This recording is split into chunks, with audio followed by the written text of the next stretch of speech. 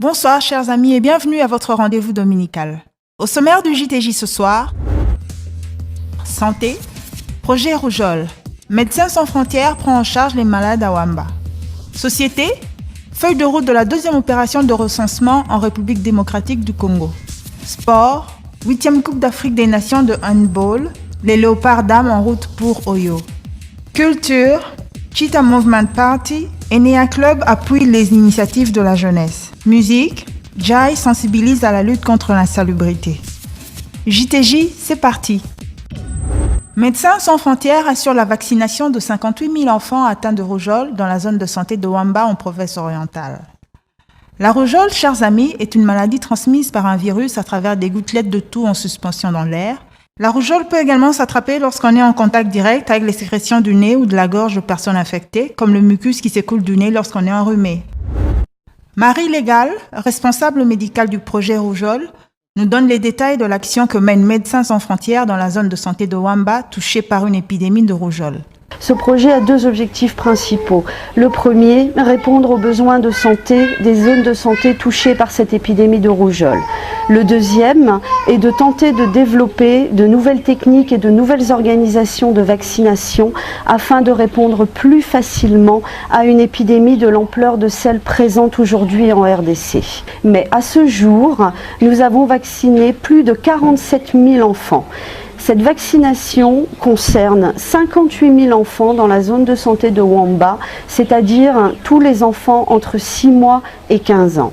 José Koleko, médecin-chef de la zone de santé de Wamba, nous donne son avis sur le soutien apporté par Médecins sans frontières. Nous avions bien accueilli cet appui par une très grande satisfaction étant donné que l'épidémie de la rougeole passait sous l'œil impuissant de la zone de santé. Ça a commencé par un petit nombre de cas. Et il y a eu augmentation des cas et des décès. À ce moment-là, la zone de santé ne pouvait pas faire face. Nous avions présenté notre demande au niveau du ministère de la Santé, donc au niveau provincial et national. Et à ce niveau, nous avions vu le partenaire MSF arriver après confirmation de l'épidémie au niveau du laboratoire national.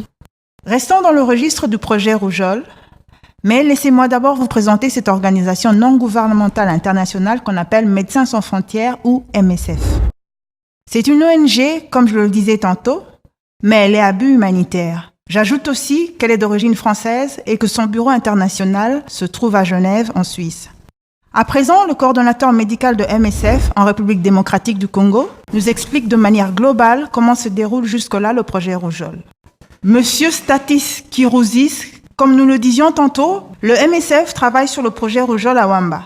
Pouvez-vous expliquer à nos amis du JTJ de quoi s'agit-il vraiment? D'abord, MSF, nous avons vacciné pour la rougeole depuis 2010 plus de 60 zones de santé. Mais vu que l'épidémie elle était beaucoup plus vite que nous, que le ministère de la Santé, que l'OMS, nous avons mis à pied un autre projet qui essaye d'atteindre deux objectifs.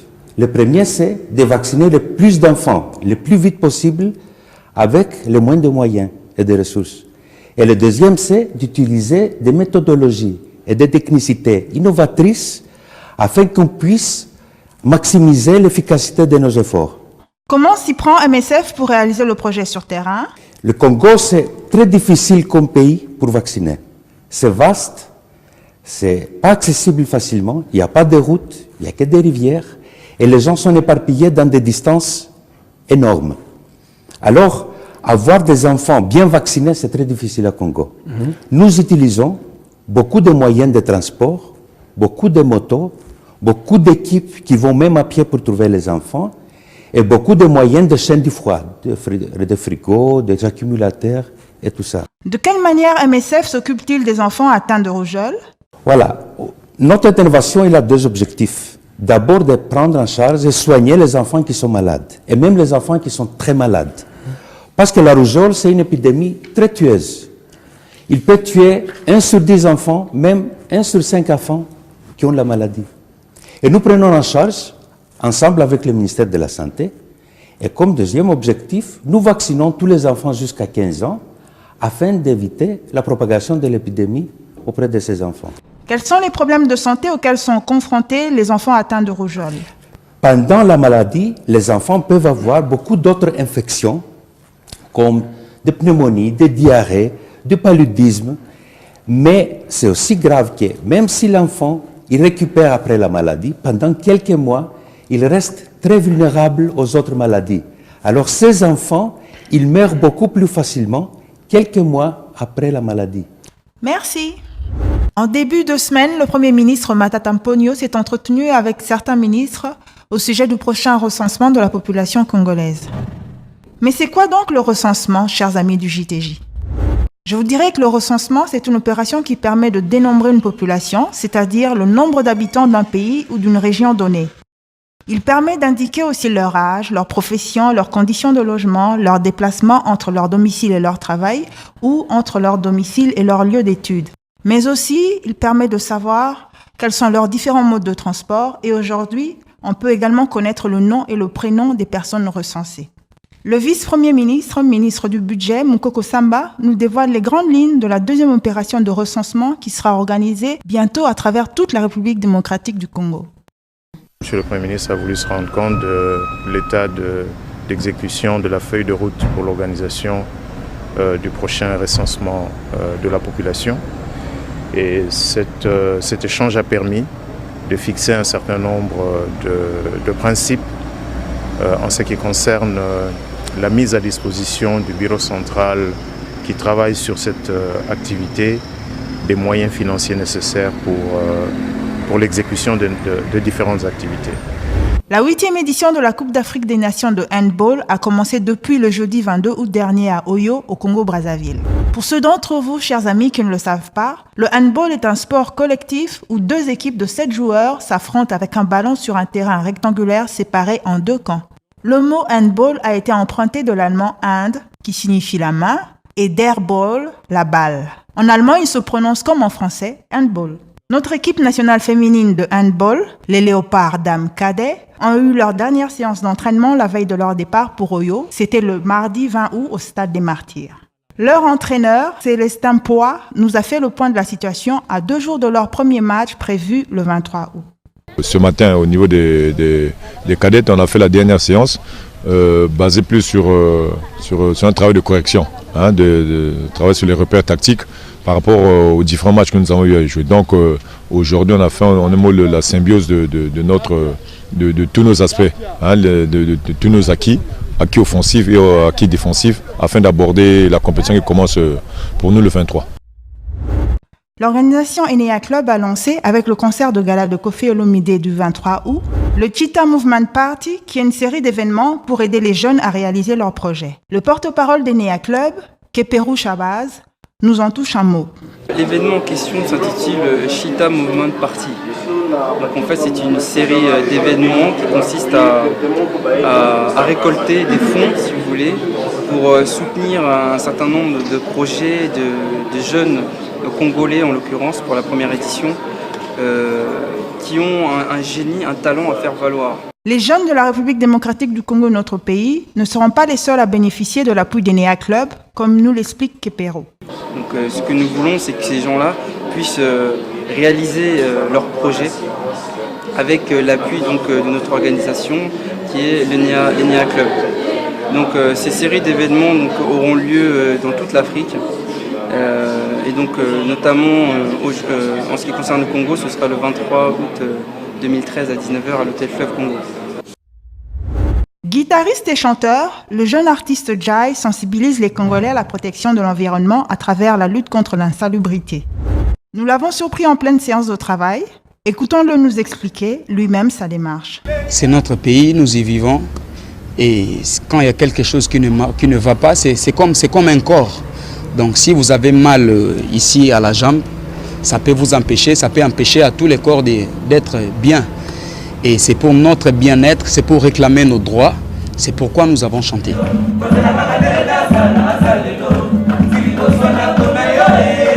Pouvez-vous donner à nos amis du JTJ un extrait du message que vous adressez à tous les Congolais? Tika kobwaka basache po bosoto ya Congo nyonso na mutu na yo. Kozela kaka te l'État asalela yo ti liboso ndako nao. C'est-à-dire, donc on ne doit pas seulement entendre l'État, que l'État vienne balayer à notre place. C'est nous-mêmes qui devons prendre soin de notre pays, de notre ville, notre parcelle et tout ça. Pensez-vous qu'il soit possible d'utiliser un autre moyen que la musique pour faire parvenir plus facilement le message à tout le Congo? D'autres moyens autres que la chanson, c'est un peu plus fort que nous. Nous pouvons faire, mais c'est suite des moyens, c'est problème de moyens. Parce que nous avons des idées, mais nous sommes limités. Et la plus simple de façon, c'était de chanter et crier comme ça. Et cette voix va crier. Voilà.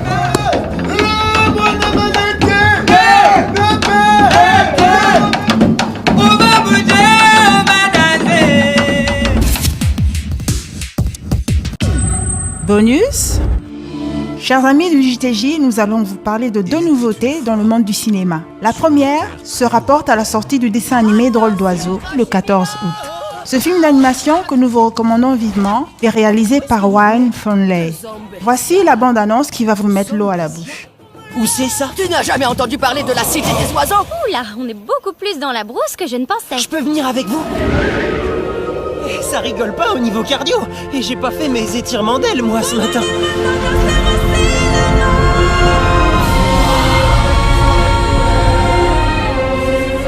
Zambésia, c'est l'endroit le plus sûr de toute l'Afrique. Oh, non, tu ne pas. Tu t'es trompé de fête. Zoé? Kai. Bienvenue à Zambésia. Yo, moi c'est Jed. Lui, c'est mon poteau. On visite la ville. Et avec Easy Jed, pas besoin d'aide.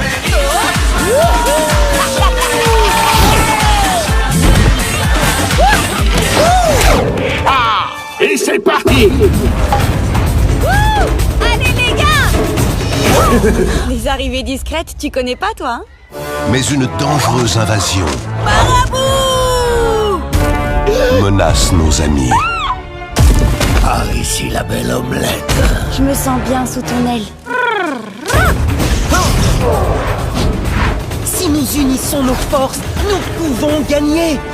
Vous êtes avec moi? Le plus inattendu des héros va s'envoler plus haut que jamais.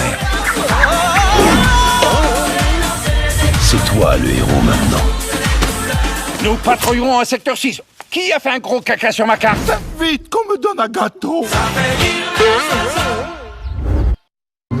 Je sais que ton père ne... Il y a aussi la sortie du film Kick-Ass 2 qui a eu lieu le mercredi 21 août. La comédie d'action du réalisateur Jeff Weldo est un long métrage d'1h43 minutes. Promis, si je mange, je vais en enfer. Bon allez, mesdemoiselles, au travail. Mandy, c'est à toi. 4 adversaires. Impossible de fuir.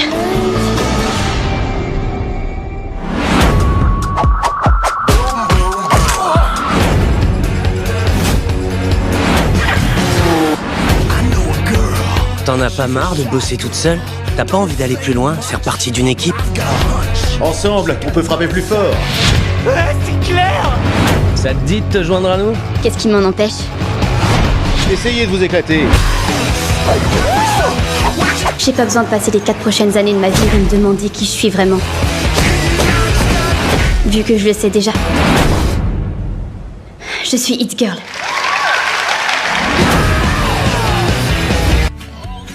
Nous allons également vous parler de deux nouveautés musicales. La première concerne le remix de Wake Me Up du DJ Avicii par Pitbull.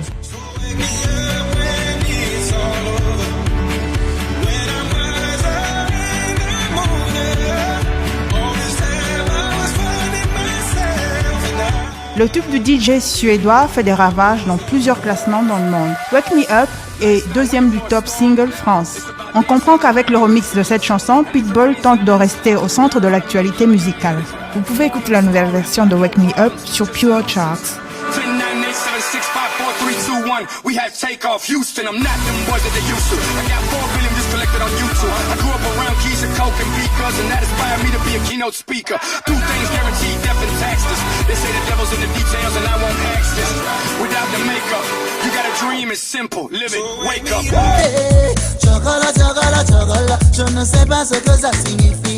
Ni dans le tempo qu'il me donne le fil. Nous bouclons ce registre avec la sortie du 4e album d'Auguste, Roger et Aïs, les membres du groupe camerounais X Malaya. L'album Révolution est fait de sonorités afro-pop et hip-hop. Il y a 2 invités dans cet album, ça veut dire qu'il y a 2 featuring. Le premier featuring, c'est avec la star nigériane Chidinma et le second avec le rappeur-producteur Pete Bacardi. L'album a été en partie enregistré à Paris et mixé par Chris Chavenoun, qui a déjà fait ses preuves en travaillant avec Booba, Section d'Assaut, La Fouine, Pete Bacardi et Magic System. Aujourd'hui on est dans l'ambiance, on a tous dit chocolat, chocolat, chocolat.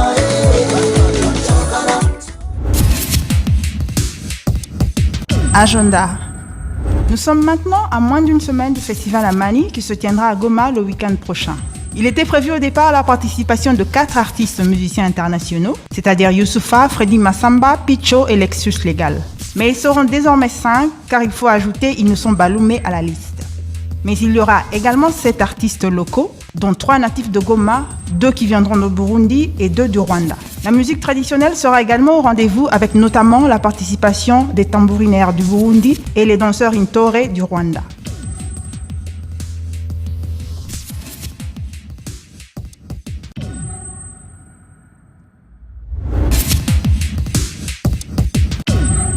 Courrier.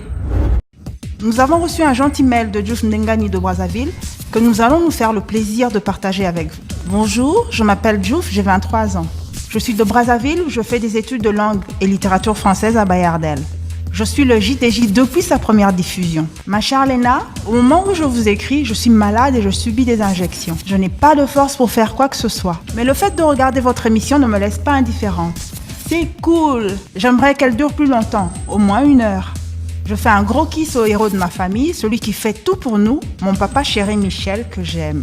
Je fais également un gros kiss à ma maman adorée, à Yolande, Zozo, Fratini, Tracy, Delch, Johan, Belgency, Bouze et Orsati Biwer, Maïbou, ainsi qu'à tous mes amis et connaissances. Merci, Diouf de Brazzaville. Grand merci à toi, Diouf, de la part de toute l'équipe du JTJ qui te souhaite par ailleurs un prompt rétablissement. Vous aussi, chers amis, vous pouvez nous envoyer votre courrier comme Diouf. Vous pouvez